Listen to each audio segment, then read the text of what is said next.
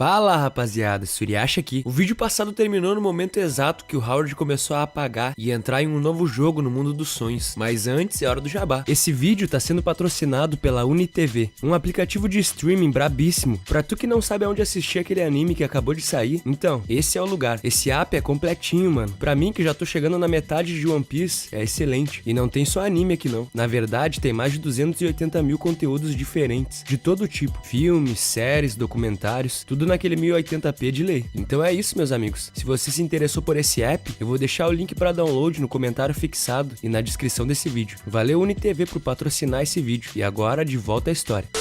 Howard abre os olhos lentamente, até perceber que tá em um quarto. Parece ser bem simples, só tem uma cama e uma mesa. Ele vê umas roupas penduradas e logo já coloca. Lembrando que esse é um jogo de roleplay, a identidade dele deve ser de algum membro de manutenção ou algo assim. O sistema aparece mostrando um botão e uma mensagem dizendo: clique aqui para descobrir aonde a sua parceira está. Howard clica no botão e o sistema informa que a distância entre eles é de mais de 10 anos-luz. É uma distância grande demais para eles se encontrarem. O Prota fica puta pensando que o sistema tá de zoeira com ele. 10 anos-luz, ela provavelmente tá em outro mapa e o jogo tá bugado. Desse jeito, é capaz que eles nem se encontrem até esse jogo acabar. Mas enquanto isso, rapaziada, o que nós vemos é justamente uma nave. Ela parecia danificada e tava cercada por criaturas que pareciam ser alienígenas. Uma dessas criaturas bizarras começa a atacar a nave com as suas garras afiadíssimas. Ela bate tentando perfurar a nave. E bom, pelo número de criaturas dessas ao redor da nave, é só uma questão de tempo até que ela seja invadida. Então a missão aparece pro nosso Prota: resgatar a espaçonave Amanhecer. Essa nave espacial é a última esperança da humanidade e precisa ser reparada imediatamente. Além disso, a sua parceira é a comandante dessa nave. Howard lê isso e pensa: mas como eu vou chegar até lá se ela tá a mais de 10 anos-luz de distância? E o próprio sistema responde que ele precisa atravessar o buraco de minhoca para chegar até o seu destino segundo as coordenadas. Nessa hora, as criaturas finalmente conseguem criar uma abertura na nave, uma abertura grande o suficiente para elas conseguirem entrar. Então, na cabine de comando, uma mulher escuta a mensagem